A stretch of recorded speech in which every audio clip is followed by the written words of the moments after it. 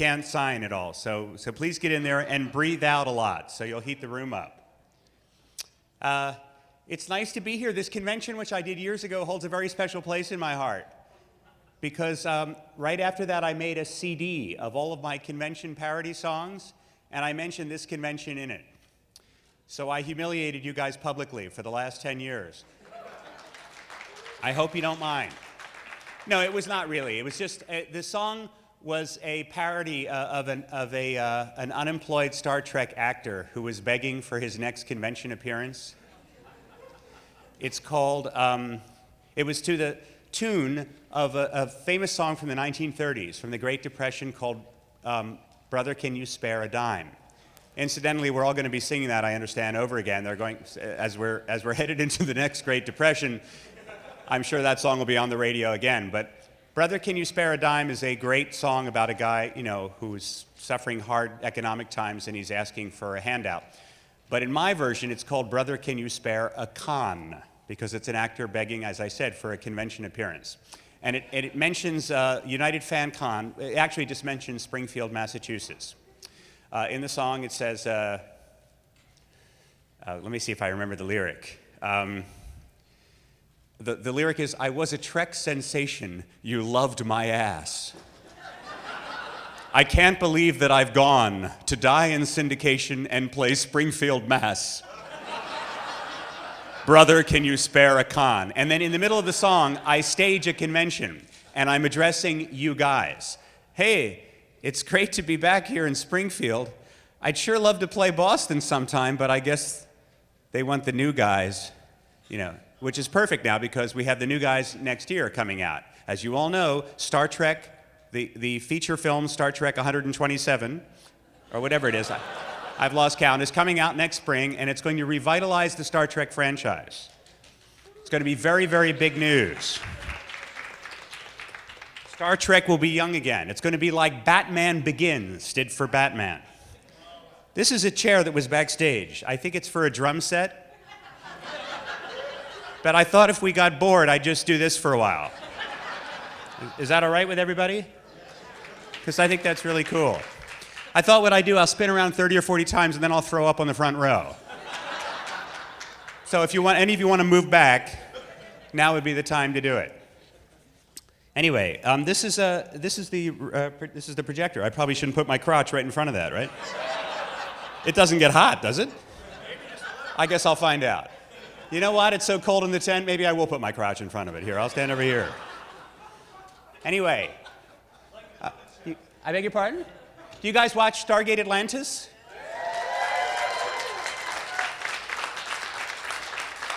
Thank you very much. As you all probably know then, I am Captain Janeway on STARGATE Atlantis. I finally graduated to the position of control. It's great. I am the one who says, everybody reports to me, you know, and instead of, when I played the Doctor on Voyager, I had these like 2-page speeches where I'd say, Captain, it seems that the recalcitrant plevlinator and the blah, blah, blah, blah, blah, blah, you know what I mean? The transmission matrix from the transporter with Mr. You know, and then Kate would just say, what do you mean, Doctor? And how so? And now I get to do that. Now people report to me and say lines that are 2 pages long, and I say, and what do you mean, Doctor? And it's great. It's really, really cool. I like it a lot. And then they go off and have the adventure. They do all the stunts. They do all the hard work. They have to get all the dirt on themselves and, you know, and the blood on their uniforms. And then they come back, and I come in and they say, how did it go? It's a good job. I like it. Anyway, as you also probably know, Atlantis has finished its run. It turns out, apparently, that I was a secret undercover operative brought in by the Star Trek franchise to bring their show down. So once I got them canceled, my work was done. Now, it doesn't seem fair, right? Because our ratings were up. Apparently the regular audience liked me on the show. I know I'm not as cute as Amanda Tapping. Well, yeah. I know she's a statuesque blonde with a great figure and beautiful eyes and long, pretty hair, and I'm getting kind of excited. I better Oh, no, that just makes it warmer. Oh. No, Amanda's a lovely actress and obviously a very popular character. So I was a little nervous going in, but the audience seems to have accepted Mr. Woolsey. And unfortunately, the show was canceled anyway. But there is going to be a new Stargate called Stargate Universe. Which, do you know anything about it? There's a traveling Stargate. It's kind of like Voyager, except they got a Stargate on board. No, just kidding. It's a traveling ship. So Stargate has gone, into regular space travel. That's all I know about it. And hopefully I will appear on that. They let us know that they would like to see us make guest appearances, that apparently it will fit in whatever the logic of the show is. I actually know a little more that I'm not at liberty to say. However, if you come up to the autograph table and buy 4 pictures, I'll tell you the plot of the entire show. No problem, okay? So anyway, I am a two franchise threat now. I straddle the Star Trek and Stargate franchise like a colossus. The only actor I know to play starring roles on both. So if you're not excited about that, I'm just going to leave now. Okay? I will take questions. I'm going to sing a little bit. I already told you that, as I said, this convention has a special place in my heart because I made my first CD, and that is my favorite song, and I think the most embarrassing song I sing. It's one thing to do self-satire. That song has been compared to self-immolation. I set myself on fire for a laugh in that. I think Robbie McNeil once said, "I think you go too far" in that one. But anyway, the CDs I have sold for years, and $4 from every disc goes to the Pediatric AIDS Foundation. So, thank you.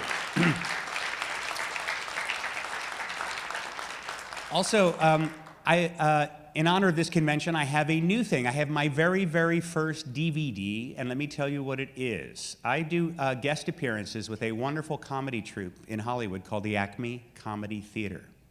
They have a website called Acme Brand Comedy, if you've ever visited it. I do one of my characters that I do in the stage shows called Alfonso, who is an Italian gigolo who's apparently too old and too unattractive for the women at the bar, but he hasn't noticed it yet. He still thinks he's great. So I invite you to go to Acme Brand Comedy and click on Ask Alfonso, which is pretty funny. But anyway, I host their show. It's like doing Saturday Night Live. They have a guest host every week, and the last 2 seasons I have been their final show of the year. I've been their guest host. I did it a week ago today. And both shows went so great that recently at the Creation Convention last summer, I showed a sketch from this show because we made fun of a Star Trek convention. So I have a sketch that I'm going to project to you and show you. The sound is not perfect because it's done live. We did the show live only once. You can hear the audience laughing, but the picture's great and the sound is pretty good. And the idea was that they came to me and said, well, obviously, Bob, since you're hosting the show, one of the sketches we want to put you in, and remember, I did 6 or 8 sketches spread out through the whole evening. One of the sketches we want to do is to have a little fun with a Star Trek convention. And I said, well, I really don't want to do I don't want to do the old Shatner get a life joke, because it's been done and everybody expects it, and I want to do something different. They said, well, what's your particular experience? And I say, well, I like conventions, and I have a good time, and I like talking to the fans, and I guess if I have a problem, I'm too agreeable. I say yes to everything. And that was the joke that we followed, that I'm the guy at the autograph line who will not say no matter how outrageous the requests become. Now, I can see that we're not quite ready to show it, so now that I've told you all this, you may never see it. Now that I've whet your appetite, and you have a fever pitch of excitement, forget it. Anyway, I showed it at the Creation Convention in Vegas, and it brought the house down. So I'm hoping that it will today if we ever get to see it.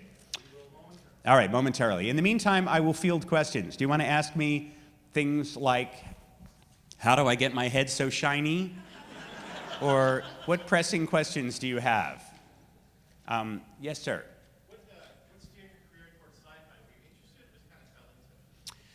What steered my career towards sci-fi? You know, I'll be completely honest with you. Although I like science fiction, I've never been a huge fan. I've confessed this before. I was not, for example, a Star Trek fan growing up. I have thrown myself at the feet of the faithful, and they have forgiven me. Thank you, Gene. No, I just didn't. I was not a watcher when I was younger. I didn't, frankly, know enough to know the difference between Star Trek and Lost in Space, and I didn't know if Star Trek was the one with the robot that said "danger," you know. But then I got cast on Star Trek, and I, of course, had to bone up on it. And I watched mostly Next Generation episodes, especially all the medical shows, and I went, "Wow, this is really good." So and at that point, once I educated myself and all that, I still have a little trouble with some of the original series episodes because they just look a little silly. But I'm learning to see beyond that. And someday I will have the kind of vision that all of you have. That's my goal. But I, you know, I had done other types of television role. I started my career on Broadway. I did two leading roles on Broadway in my 20s. I starred in a Broadway show when I was 23. And then when I was 24, I starred opposite Jack Lemmon, playing his son in a Broadway show called Tribute. And that's what brought me to California when I was 25. We did it again out there, and that's when I started working in film and television. How we doing? We are ready. Now we're going to obviously dim the lights, right? So this is from the Acme Comedy Theater. The title of this sketch is called "Please Sign This," and I hope the volume is up, and I hope we can we bring the house lights down just for this? Or is that not possible? Can we turn the overheads off? Not possible. Well, how well do you think you could see it? Is there a way to turn the lights up? We just have to shoot them out? We could. We don't know. Well, hopefully you're going to be able to see it well enough. Is the volume way up? All right, so there's no way to dim the lights, guys. I'm sorry, but let's have a look.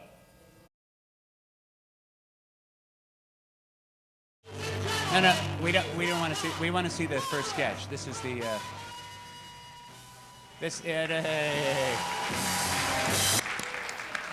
Mr. Picardo has another signing after this, so please have your pictures ready, your camera caps off. Let's keep this line moving, people. Next. Okay. Oh gosh. Oh, thank you, Mr. Picardo. Hi, it's so nice to meet you. I am your biggest fan, seriously. Can you please sign that picture of you? Thank you. Who should I give it out to? James, that's cool. Just James. Just James. I love you, James. Oh, thank you. Next. You sign my shirt, please. I'm sorry, this is a picture signing. Please leave it the picture. Oh, it's all right. I don't mind. Okay, as you wish, Mr. Picardo. Thank you. Thank you. Yes! What you got there? Mr. Picardo, this is your wig from when you played the villain in 1981's The Howling. I bought it off eBay for $17,432. That's really great. Would you sign it, or would you put it on for me and say, "I'm going to give you a piece of my mind," while you pick Rain Man or throw it at me? Absolutely not. It's okay, it's okay. All right, just give me a second. All right. I want to give you a piece of my mind. Oh, cool! $17,000, huh? Yeah. That helped pay for my new kitchen. Next. Mr. Picardo? Yeah. Will you bite this piece of pizza for me? Sure.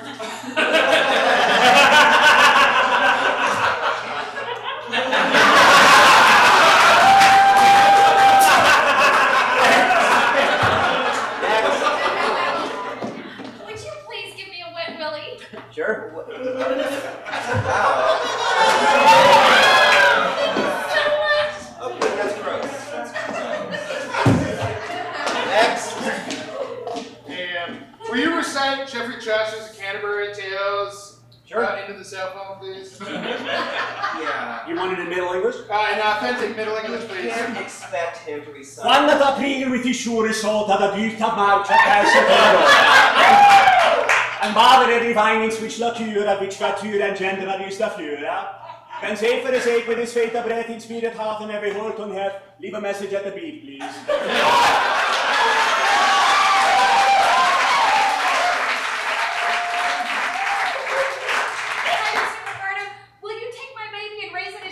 Sure.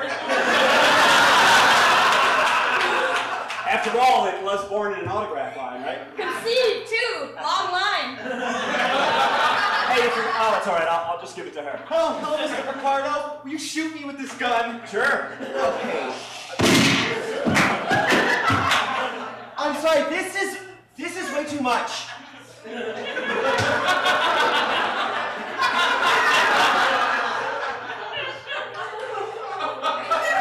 Way too much. I can understand how you might love your fans, Mr. Picardo, No, but I love them and they're here for me, and I just figure I might as well give them what they want. yeah, but you just killed a man. You gotta have boundaries. There has to be a line that you can't cross, okay? For God's sake. This is a Star Trek invention. Hey, could you shoot him? Sure. Next.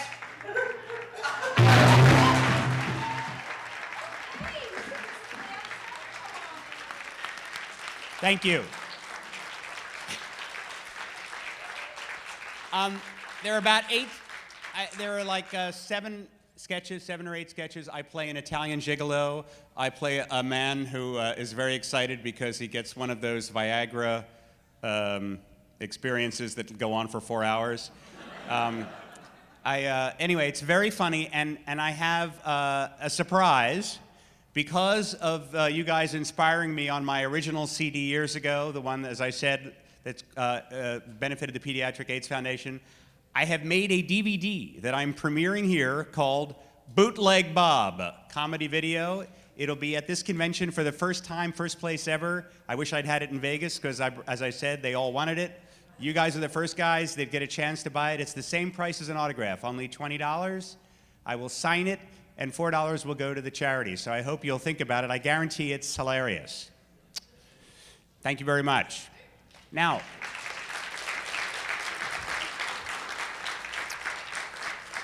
the Italian gigolo sketch is a little dirty, I have to admit. A little, you'll see some intimate contact, but no actual nudity. I beg for that, but. Yes, do you have other questions? I just ended the whole thing there. You have all the questions there. That's good. Are you a professional questioner? Do you travel from place to place and ask questions? I'm just not shy. You're hilarious. So when are you going to get some more comedy, like big shows? I would love to. You know, when I was a younger actor, I'd hoped that by the time I reached this age, I would be on a sitcom. That is the dream job, you know? Unfortunately, they don't make them anymore. 2.5 Men. There are like 3 or 4 successful sitcoms anymore on television. There used to be 15 at a time. But I do have some upcoming appearances in shows that have humor in them. I'm on Pushing Daisies. I will be on in the next week or 2. I don't remember the name of my episode, but I play a hard-bitten police detective who is working in that episode with Shy McBride's private investigator. Next week I shoot Chuck. You watch Chuck? I am, actually we begin, I guess, the Monday after Thanksgiving, so a week from Monday. I'll be the guest star. I don't remember the title of that. I haven't read it yet. I know what I play in it though, but I play a guy who works for the Defense Department who has a secret. And it's very cool, and a lot of my old friends from Voyager work on the show. Robert Duncan McNeil is the supervising producer of Chuck. He directs many of the episodes. Alan Craker, who is directing the episode that I'm in, directed about 15 Voyager episodes. Dan Curry, our visual effects producer on Star Trek, is the visual effects producer on that show. And the second AD Dave Trotty also worked on Voyager. So it's a lot of old friends. And there's even a guy named Paul Marks, who's the unit production manager the line producer of the show, and he worked on China Beach with me. So I guess I've been around long enough that I cannot find a crew where I don't know at least 5 people. The hairdresser on Chuck, Joy Zapata, glued my wig on in Inner Space. Do you ever see Inner Space, where I played the cowboy? She glued my wig on. As I said, sooner or later you work with everybody. It's kind of nice. Yes? So you played a doctor on Voyager, and you played a doctor on China Beach. Mm-hmm. Talk about the 2 doctors you played. I have played a television doctor 11 years. 4 years on China Beach, 7 years on Voyager. I think they should allow me to practice now. Don't you? I think that's a good amount of experience. Maybe I should, as long as my patients were fictional, I guess. You know, I could be like Minnie Mouse's OBGYN, maybe. I don't know, maybe not. That's probably a bad image there. Obviously, because China Beach was a very gritty drama about the Vietnam War, and I was a doctor who had been drafted, who ironically had been an OBGYN at home. He was drafted into service. And he wasn't really crazy about being there. And while he was away, his family life at home fell apart. His wife met another guy and divorced him. So he had his problems working in a very difficult and unpopular war. But it was, what I loved about China Beach is that we told some real stories, experiences that Army nurses and doctors had had, and came in and told our writers, and we would have these little kind of seminar weekends before we started shooting the season, so that we got the sense that what we were trying to do was tell some of the real stories that had happened, and in a small way help, I think, to heal some of the lingering wounds of that sad and unpopular war that claimed so many of our national treasure, of our soldiers, over 50,000. So China Beach, there was a grave sense of responsibility working on it, and making it seem real, and a lot of the operating sequences were very, pretty bloody and real for the time. I know that with more recent technologies and shows and seeing more on television, there are things that are bloodier and scarier now. But a lot of the people who produced China Beach went on to do ER right after that. So I think they kind of cut their teeth on the operating sequences in that before, we had the same, the director who directed the China Beach pilot, Rod Holcomb, did the ER pilot. The executive producer of ER, along with Michael Crichton, John Wells was the co-executive producer of China Beach. So China Beach was playing a doctor on that show, we had an on-set advisor, and it was all about making it look real and authentic. Obviously, when you play a doctor in the 24th century, we have a lot of wonderful non-invasive procedures and a lot of blinky devices that you wave over people and suddenly they're well. So it doesn't look nearly as hard. But in the episodes where we had a medical emergency, the drama of trying to save a life at the last minute, one of my favorite medical, emergency episodes was Latent Image, if you remember that, where the doctor has to choose between saving Harry Kim or saving another crew member, and since he's better friends with Harry Kim, he saves his life, and the other crewman dies, and then he can't cope with the guilt of having made a decision that consigned one crewman to death, and that he allowed his emotions to motivate a decision, and he can't deal with that. He said he was not programmed to do that, so he's having sort of a crisis. That was a particularly good one.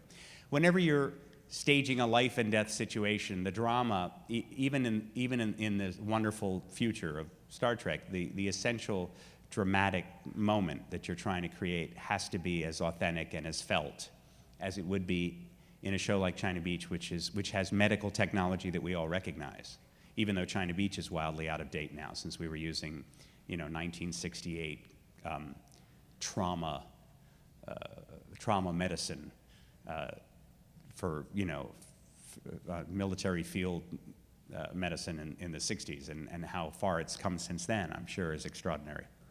So, but nonetheless, it's, for a guy who was pre-med at Yale and never finished the program, I feel like I got to do alternative service in a way. So. Did you actually graduate? I graduated from Yale, but not as to my mother's chagrin, not as a biology major. I ended up graduating as a theater major because I decided, you know, my hobby had been acting in high school, and I continued to act at Yale, and I had one of those experiences where I went, you know, I really love this, maybe I should give it a try.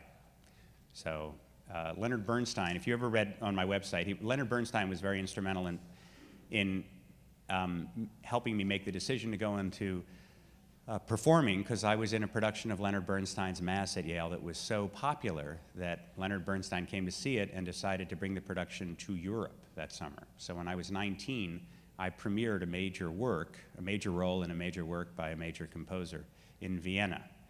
And that's when I got my head all filled with dreams of being a performer. And I thought, oh, I'll be a musical performer. So cut to, I go into acting and I don't sing again for 25 years. So you never know where, you know, I thought I'd be a, you know, a musical theater guy, and I ended up just, you know, and Star Trek actually got me singing again, which is kind of cool. Hey, how's that for a segue? How about if I sing a song? I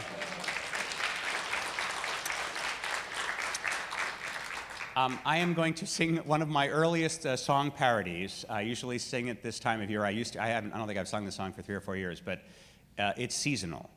And my message is simply this, that Viacom Consumer Products wants to remind you that there are only 33 shopping days left. Robert Picardo's new DVD. Until Christmas. Maestro. I'm an actor who worked on a Star Trek show. 'Twas a Paramount property. And since Viacom owns all that Paramount owns, Viacom owns me. I'll be sold for Christmas. You can purchase me. DVDs and bad CDs, a doctor for your tree. Christmas Eve you'll find me near that checkout line. From Toys R Us to Target, I'm just $8.99. Oh, buy our cast for Christmas, for all your shopping needs. T-shirts, CD-ROMs, and books, if anyone still reads. Though Viacom will stiff us our merchandising fee, we'll file an endless lawsuit and win posthumously. Oh, buy me, please, for Christmas. I'm cute as bald men go. You'll find it hard to buy Picard and not buy Picardo.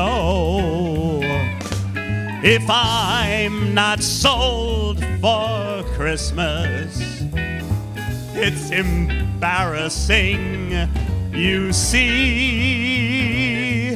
For I'll be in the discount rack there by aisle 3.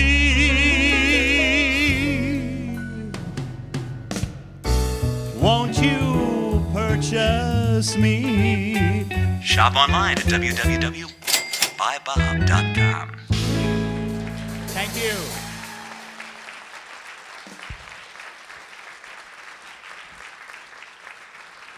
How about that? I actually haven't sung that one in years, and I remembered all the words. I love having a memory. I wonder how much longer I'll have one. Yes, sir. Burnaby, Atlantis is shot in Burnaby, correct? Yes, it's a suburb of Vancouver. Could I sing a song about that? Can you sing a song about Burnaby? Yes. Can you sing a song about Burnaby? Very short. All right. You want? Yeah, thank you. All right. You want to join me? You get the email? I emailed the second part of the lyrics? No, okay. I mean, I'll try. I'll hum. All right. I think you all know this tune. It's to the tune of Neil Young's Sugar Mountain, right?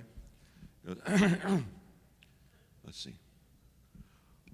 Oh, to live on Burnaby Mountain with the producers and the colored balloons. You can be 20 on Burnaby Mountain, though you know, you're leaving the show too soon. You know, they're writing you off the show so soon. Everybody. Oh, to live on Burnaby Mountain with the producers and the colored balloons. You can be 20 on Burnaby Mountain, though you know, you're leaving the show too soon. They're writing you off the show so soon. Thank you. Thank you. Thank you. That was fun. That was a first. I liked it. It was very good. It was a tiny bit obscure, but I think I got it. But it was very well done. Thank you. But it is the first time I ever heard anyone sing "Everybody" and nobody sang. So next time you should get to that point. Right. Next time get to that point and go, all right, nobody.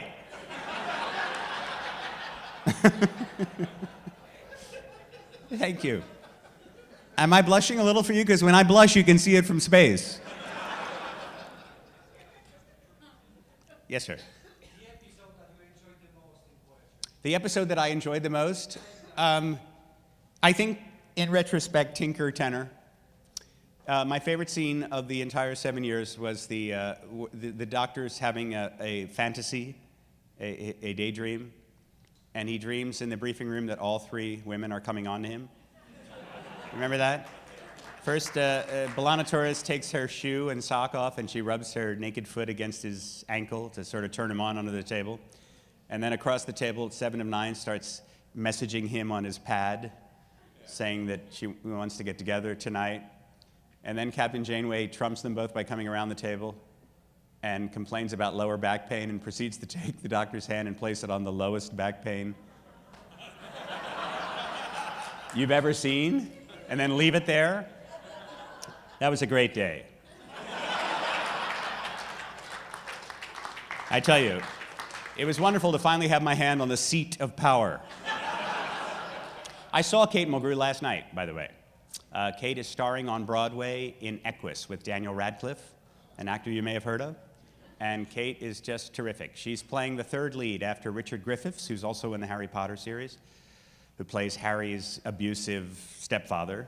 Remember Richard Griffiths? And Daniel Radcliffe and Kate. It's a wonderful show, and Kate is just extraordinary, and she's a dear friend. So I came in early and went to New York and saw 2 old friends of mine, Kate and then an actor named Reed Birney, who I was in my first Broadway show with, Gemini, in 1978, 30 years ago.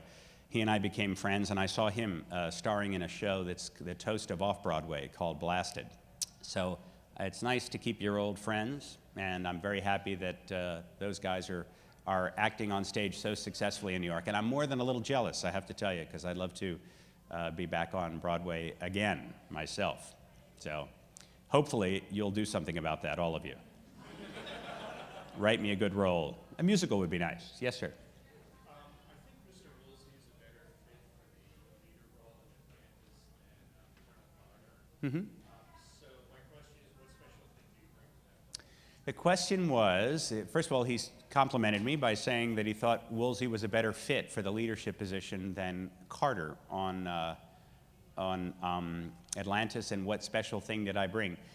Well, first of all, remember that one of the things that defined the difference between SG1 and Atlantis was that there was civilian leadership.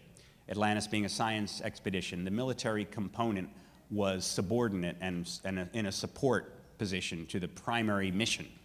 And I think that's what defined the difference in the two shows. The moment you put a military officer in command, you've kind of lost that distinction. But I also think that Woolsey's character was introduced as such a kind of a negative guy, right? And not likable at all. And through subsequent guest appearances, he'd kind of been rehabilitated.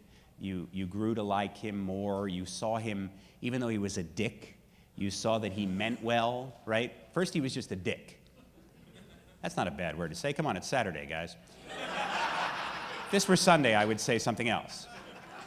But a guy comes on the show, and he's a dick, and he's like, everybody's afraid of him, and he's going to assign blame for the death of Terrell Rothery's character, Fraser. I can never remember Fraser. I don't know why, because there's another show called Frasier. So he comes in to sort of assign blame. He's very hard-nosed, very unsympathetic. But then the producers decided they liked me personally, I think, when it's like, oh, let's have him back. Well, he was such a dick. Well, we'll warm him up a little bit. So then they had me back for inauguration, and I became a dick who meant well. Still a dick, but at least he was a dick for a good reason. And then through subsequent things, we started to introduce little comic foibles. Mr. Woolsey was not used to being in the field. He was a theory guy. He was a briefing room guy and not a real situation guy. But nonetheless, a year ago, when Joe Malazzi called me right before Thanksgiving, it was literally a year ago, last week maybe, he called and said, are you interested in assuming the command of the Atlantis expedition? My initial response was, you're kidding. Like, how would that work? How would that character, because I didn't think it was really possible, because Woolsey didn't seem like a leader. But we talked about it, and they explained some of their ideas and all that, and I said, well, I don't want to leave what we've set up behind. I want to transition, into it. But he convinced me that it could make sense, that he could, kind of grow into a leader, build himself into one. And I think they did that. And also I think if I brought something else to the show, it's that you're not used to seeing in a leader in science fiction, is some comic foibles. The fact that he can lead the expedition, but he can't seem to find his way out of the briefing room, So I think that they did some nice, fun things that established Woolsey as kind of a lonely guy and not, didn't, fish out of water and all that. And I think that we got some good comic mileage out of it. Did you see Remnants, the episode before this past Friday? I love that the imaginary girlfriend, and he thinks he's going crazy, and he, there were some scenes where the imaginary woman's in the room, and I can't respond to her. I got to add a couple of jokes into that. My favorite one was she keeps talking while I'm trying to talk to the woman from the IOA and not let her know that I hear someone else. So there was a gag where I go, please sit down. You remember that? Like, I'm saying, please shut up to her, and then I try to cover halfway through the line. That was my favorite moment of the show. It was a little over the top, but I loved it. We didn't get to ad lib on Voyager. If you had a spontaneous impulse in Star Trek, you have to have it 5 days in advance. Literally. If I thought of a joke on Voyager, I had to call the office days ahead of time and say, how about if I say this here? How about this? And then it had to go through the chain of command, and then I was allowed to do it or not allowed. But more often than not, I was allowed to. But, if you have to have spontaneity 5 days in advance, that influences you, the nature of your spontaneity. But on Stargate, it was kind of much more free and seat of the pants, and they welcomed your, I would float the ideas to the producers, but they were like, sure, oh yeah, great, try that. And then it got to the point where it's like, right before I'd roll, I'd say to the director, you know, when I'm walking up, I'm going to try something a little different. And then they would just do it. If they liked it, they put it in the show. And then they would call you and thank you. Instead of yelling at you for changing their dialogue, they'd say, you know, when you said that thing there, I really like that. It's like, wow, you guys are different. Yes, sir, in the back.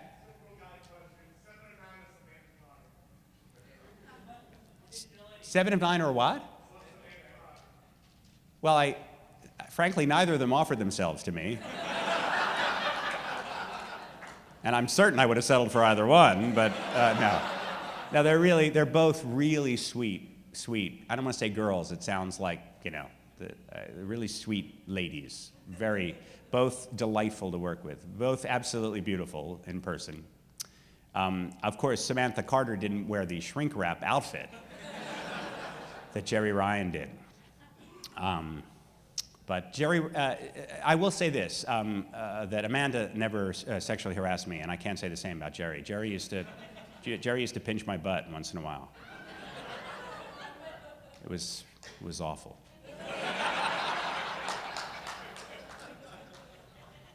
Yes, sir. You still remember the song that you sing with Seven of Nine? You Are My Sunshine. Who knows the harmony? It's got to be a girl. No, okay. That's an old public domain song. There's another example of when I read that in the script, I went, no way, come on, this is gonna stink. And I was wrong. You know, it was really a sweet scene. But I thought, you know, and then we did another episode where they made me sing My Darling Clementine. That was a mistake. No, I do remember You Are My Sunshine. I remember La Donna Mobile. Do you remember that Tuvok, I understand, you are a Vulcan man. You have just gone without for 7 years about.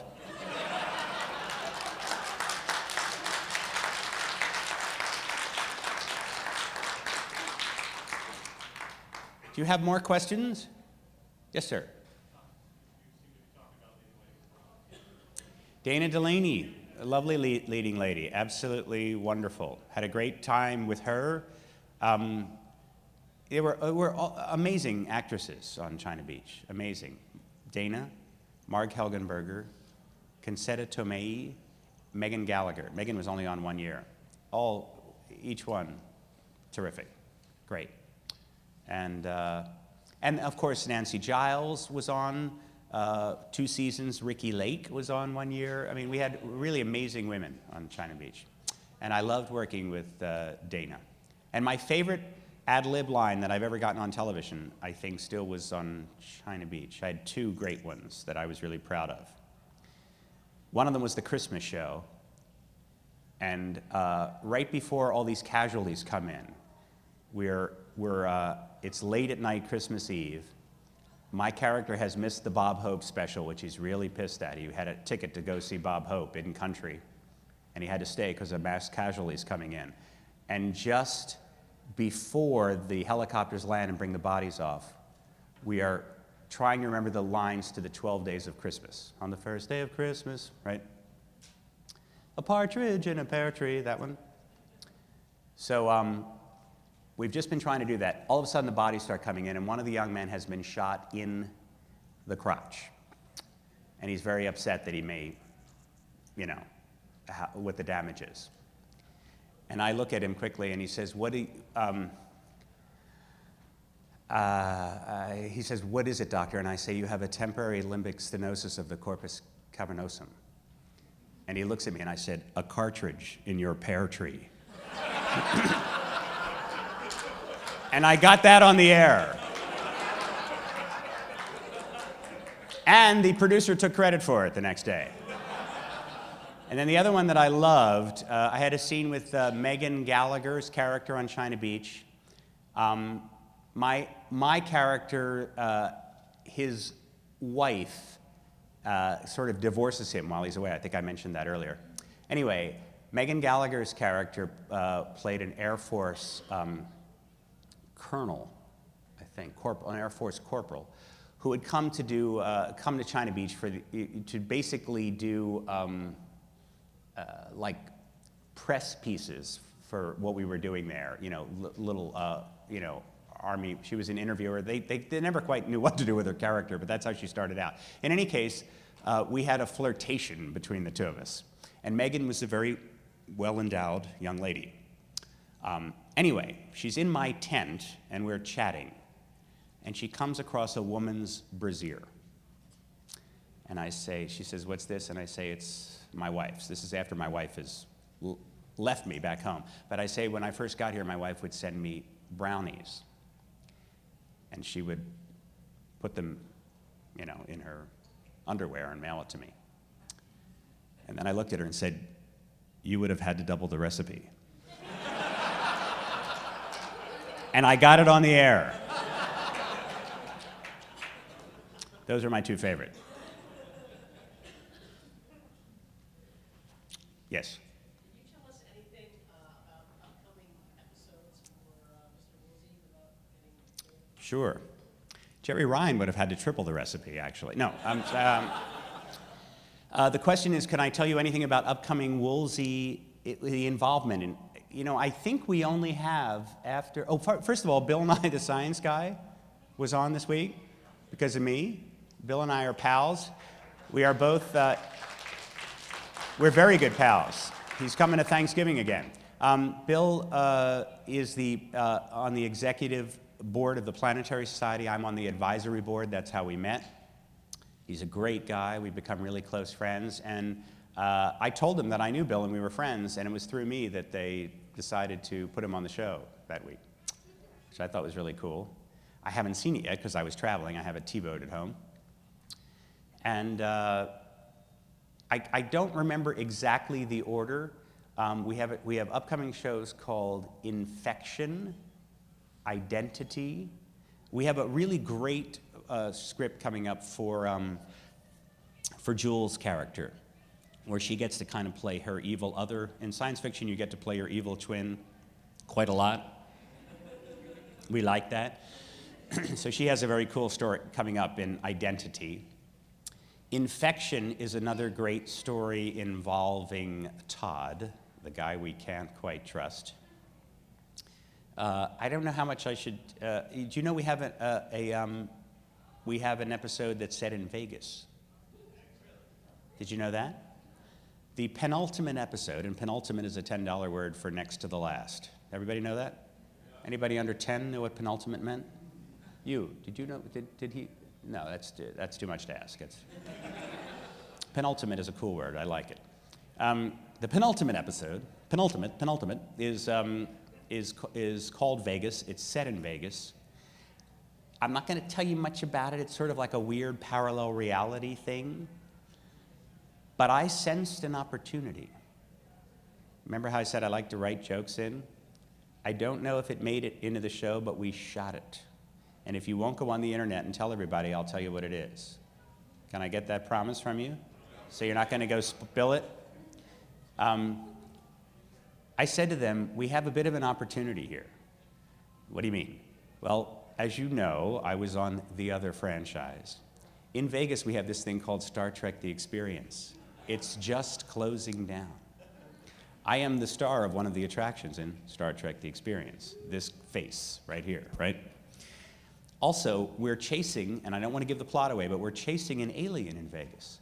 So I said, how about a joke? McKay makes some sort of joke like, well, where would an alien go undercover in Vegas? Oh, maybe he got a job at Star Trek: The Experience. And it cuts to me, and I go, it closed. I think that's pretty funny. I think that is a dangerous bumping of the two franchises into each other. In fact, I think if anyone from Paramount calls, they're going to try to sue MGM and get a little money from him.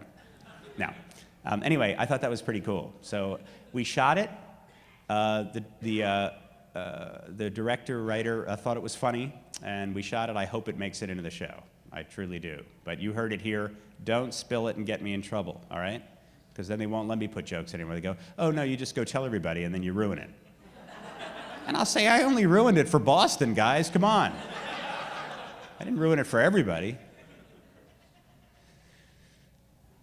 So, yes.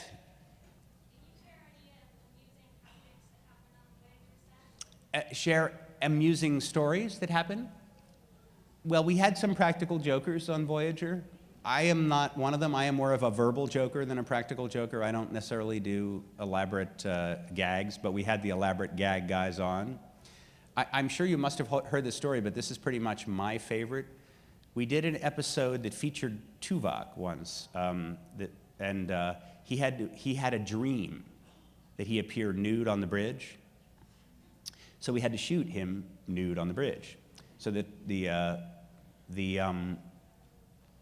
turbolift door opens and Tuvok comes out. Now he's blocked by the console, but he's naked. Now, whenever you do a nude scene in television or movies or whatever, they do body makeup on you, whatever, to sort of even you out, and then you come to the set in a bathrobe, right? And you rehearse in the bathrobe, and then you go to shoot it. Now, of course, he's not going to be completely naked, but he had to be naked right down there, so we assume he had little briefs on, whatever. So we rehearsed, Tim's in his robe, and then we go to shoot it. Now, Tim, who was a practical joker, had decided that he was going to give Mr. Tuvok a little enhancement. And he went to wardrobe and got a black knee sock and stuffed it. Okay? So when the camera's all on the rest of us reacting to him coming nude off the turbolift. So they roll, he goes into the turbolift, they call action, he drops the robe and walks out, and he's got, Mr. Tuvok has, how should I say, just, he's very impressive. And everyone bursts into applause, in laughter. Everyone laughs except for me. I'm the only actor in the take, and of course they couldn't use the take, it's on the gag reel, but I'm the only guy who doesn't crack a smile. And it's because I'm that good a method actor, because I figured whatever it was, the doctor had already seen it. Right? Because, you know, I had a yearly physical with a guy, so there were no surprises for me. So, but that was a fun day. And that knee sock is available on a dealer's table today. The actual Tim Russ enhancement knee sock. All right. See, another lady asked a question. See, that was a lady, and she asked a question that was we told kind of a hot story. So let's have another lady ask a question. We'll tell another hot story. Yes, ma'am, miss. My favorite episode of Atlantis doesn't sound like a hot story. Let me think. That's okay. I think of this season, I had the most fun filming the one I just talked about, Remnants, because it got to. I loved when I had the opportunity to be humorous in the show, and I think probably my overall favorite scene in that episode, not the one I described, but the one where I go to sickbay and Jewel has to examine Mr. Woolsey and finds out what's wrong with him, and then the other character is talking while Jewel is talking and walking behind her, and I have to try to focus on, so I don't look crazy to Dr. Keller. I have to try to focus on her, but the other woman's distracting me. I thought that was a very cute scene, and a lot of fun to shoot. And I'm also just, you know, I'm still goofy enough to love to. I love working with two cute actresses all day. It's great. You know, I mean, the guys are nice too, but it's always nice to have a scene with two girls. So that was a fun day, and I thought that scene was cute and funny. Yes, sir. I just found out recently that they're canceled, so really fun. Mm-hmm. But I also heard that they were going to do a new series called STARGATE Universe. I wondered if they approached you about any parts. I have already been spoken to about Universe, but it would not be for a different role. It would be to reprise, obviously. And apparently, there's, without giving away the premise, which I only partially understand anyway, there is a lot of sense for guest appearances. It makes good sense in their concept for the show. So I'm quite sure that I'll probably have the opportunity to do that, and that'll be, I'm sure, great fun. And you also have heard that they've announced that we're doing an Atlantis movie for Sci-Fi Channel. We'll do a 2-hour movie in the spring that'll appear on TV, and I assume after that be available on DVD. And if enough of you guys watch it and like it enough, then I'm sure we'll do more than one. So the Atlantis franchise will live on, just as the SG1 has. So I think that's the best of all worlds, is to. I would love to do 2 Atlantis movies a year, and then and then be free to do other stuff too. That would be keep your foot in science fiction, and then and also play non-holographic characters, and characters that aren't necessarily wearing a little jumpsuit. I have to tell you, the Star Trek costume was less comfortable, but it was a little sleeker than the Atlantis one. I always feel a little like a sort of a middle-aged guy out in a jogging suit when I'm on Atlantis. Doesn't it look sort of like an 80s jogging suit? Am I about to get the big hook? I see someone's come in. I'm going to take 2 final questions because they're about to pull me off stage and bring me to the teeming mass of flesh waiting for my autograph in the giant tent. I hope that teeming mass of flesh warms the place up. Yes? Are you going to do any parody songs like you did with Voyager For Atlantis? I don't know, I thought about it. I actually wrote one in my head, but I've never recorded the background music. But I do want to do one about how I've got Star Trek, Stargate, all I need is Star Wars to finish the trifecta. I have the lyrics in my head, but I haven't done it yet. But inevitably I will. But I'm very proud of the song parodies. Are truly. I'm proud of them. They're actually funny. If you've never heard my CDs, guys, they even make me laugh because I forget what I said, and then I play them again, and I go, oh yeah, all right. So I do like that. I've been doing that since I was a kid. What is it called? Filching, where you take a melody, and I've been doing that since I was like 4 years old. So apparently I've never grown up, but I think you knew that. Thank you, guys. One final question or not? I promise to. Yes, sir. Yes, ma'am. I did. I went through the Star Trek Experience a number of times right before it closed. I went 2 more times. And the people that are on it, and they look and see that I'm there, it's pretty funny. Because they keep looking at the screen and looking at me. Yeah. And for those, apparently, I don't know if you've heard this yet, but they're going to move the Experience to the old part of the strip. It's going to be, there's actually, apparently the deal is closed. So Star Trek The Experience will be revived and will live on. Thank you very much. I look forward to seeing you at the table. Bye-bye.